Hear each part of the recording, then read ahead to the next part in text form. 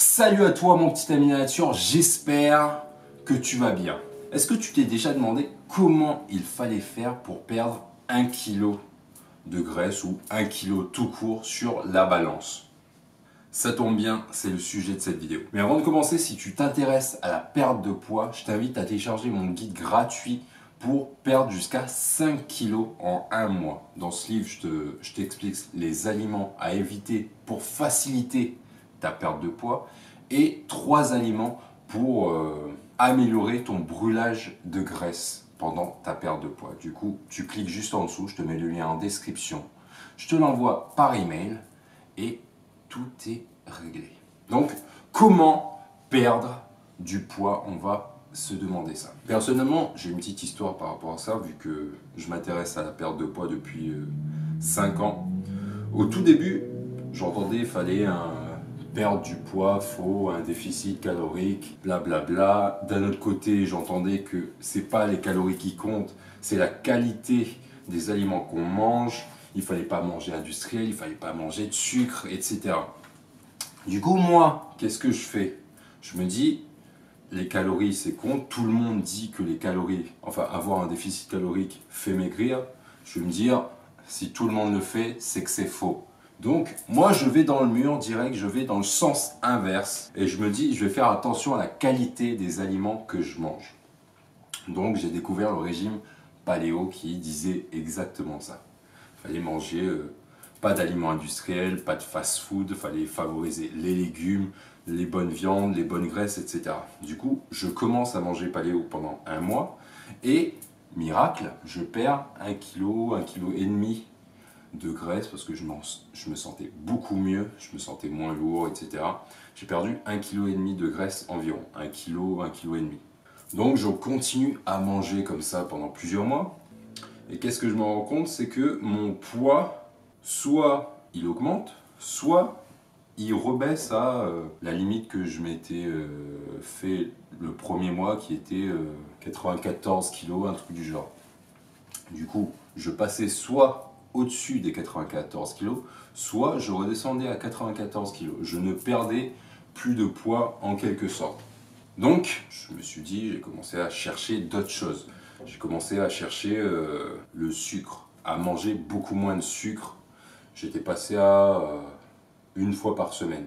Actuellement, je suis à 1 à 2 fois par semaine, une consommation de sucre raisonnable, juste pour me faire plaisir. Et j'ai découvert que je perdais un peu plus de poids. Sauf que je ne comprenais pas comment prévoir tout ça au niveau de la perte de poids.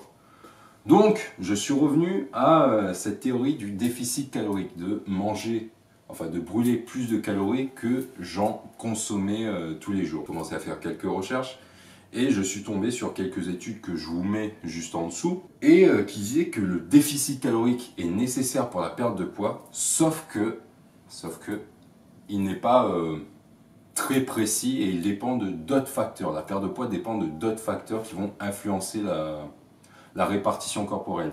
Répartition corporelle, c'est votre masse grasse, tout ce qui est graisse corporelle, et votre masse musculaire. Vous pouvez perdre 1 kg de muscle ou perdre 1 kg de masse grasse. Sauf que ça serait l'idéal, mais sauf que c'est faux. Vous pouvez favoriser plus de perte de masse grasse que de masse musculaire ou inversement, mais ça va dépendre d'autres facteurs qu'on ne va pas aborder. Par exemple, vous pouvez diminuer la perte de masse musculaire en faisant des sports de force, des sports de résistance comme la musculation pendant votre perte de poids pour garder plus ou moins de masse musculaire pendant votre perte de poids et donc favoriser le brûlage de graisse. Donc j'ai commencé à chercher du côté de déficit calorique et d'après les recherches c'est entre 3500 et 4000 calories de brûlé pour perdre 500 grammes. Donc on fait des petits calculs pour plus ou moins 20%, plus ou moins 10%, etc.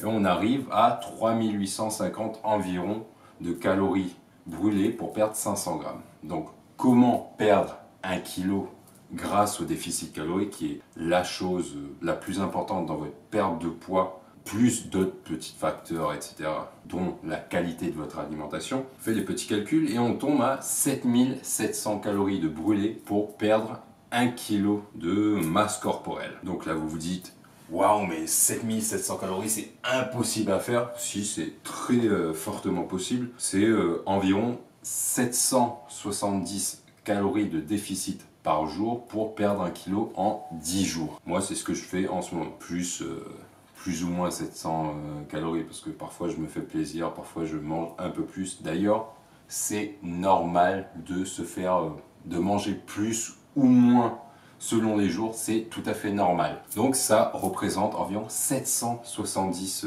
calories de déficit par jour, ce qui est très simple à atteindre quand on élimine les 6 aliments que je vous explique dans le guide gratuit pour perdre jusqu'à 5 kg.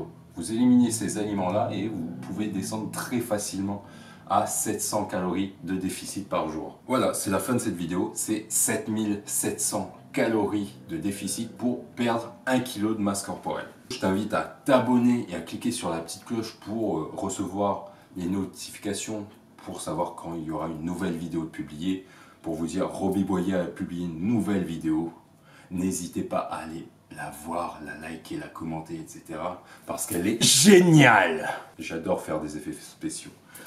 Bref, n'hésite pas à commenter, à me poser une question. Si tu as une question, une remarque, etc. en commentaire, je te répondrai direct. N'hésite pas à liker parce que ça m'aide à avancer sur YouTube. N'hésite pas à envoyer, à partager cette vidéo avec des amis qui cherchent comment perdre du poids. Je pense que ça pourrait les aider pas mal. Du coup, je te dis mon petit ami de la nature, à la prochaine vidéo et ciao!